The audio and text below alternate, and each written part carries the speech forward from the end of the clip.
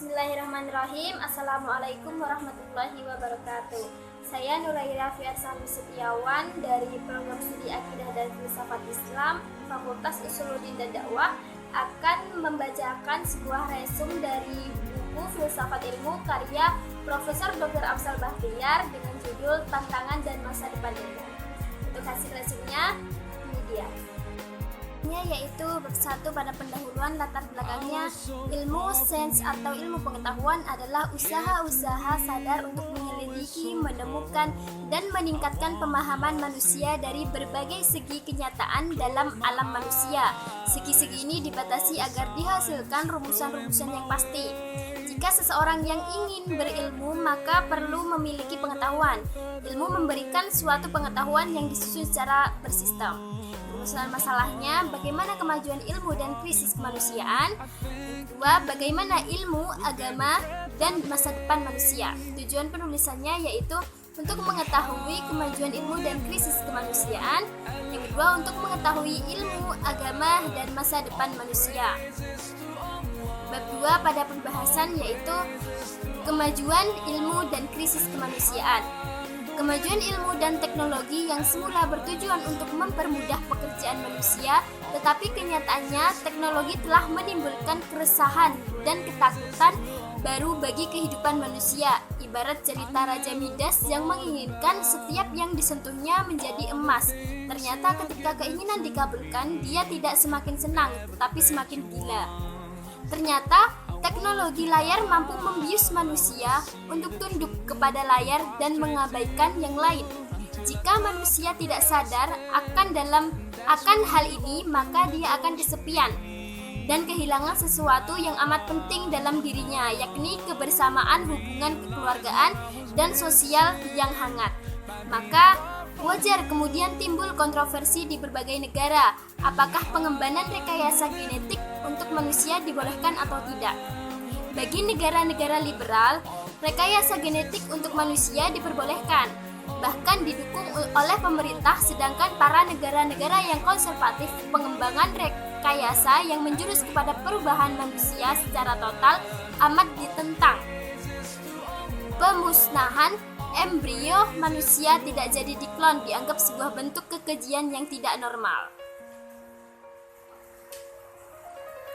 Dengan memacu pada pengertian di atas, pengetahuan merupakan mengetahui sesuatu tanpa ada ragu. Misalkan, bila cuaca gelap pasti akan turun hujan. Nah, pernyataan tersebut kita yakini tanpa ragu. Walaupun orang yang kita anggap pintar akan mengatakan bila cuaca gelap pasti akan panas, kita akan tetap pada pendirian kita karena kita mengetahui hal tersebut tanpa ragu. Hal ini disebut pengetahuan yang sebatas hanya mengetahui tanpa ragu atau sekedar tahu.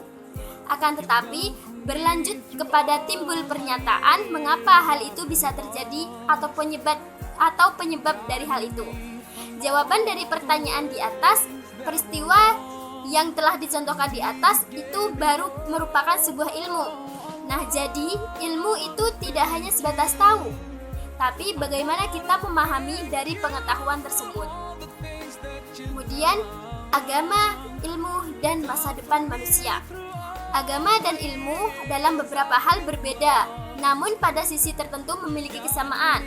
Untuk agama sendiri, agama lebih mengedepankan moralitas dan menjaga tradisi yang sudah mapan atau ritual cenderung eksklusif dan subjektif. Kemudian agama memberikan ketenangan dari segi batin karena ada janji kehidupan setelah mati. Agama juga mendorong umatnya untuk menuntut ilmu. Hampir semua kitab suci menganjurkan umatnya untuk mencari ilmu sebanyak mungkin. Kemudian gimana sih ilmu itu? Nah, sementara ilmu itu selalu mencari hal yang baru, tidak perlu terikat dengan etika progresif. Ilmu memberi ketenangan dan sekaligus kemudahan bagi kehidupan di dunia.